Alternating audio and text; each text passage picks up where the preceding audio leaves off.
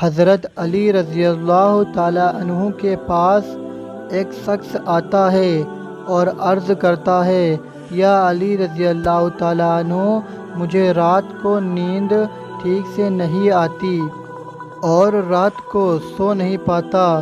اور صبح جب اٹھتا ہوں تو پورے جسم میں درد رہتا ہے اور وہ درد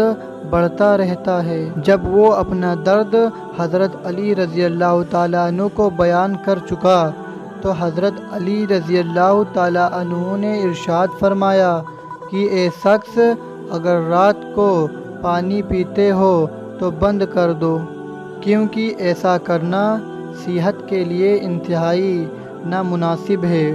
کیونکہ رات کو پانی پینے سے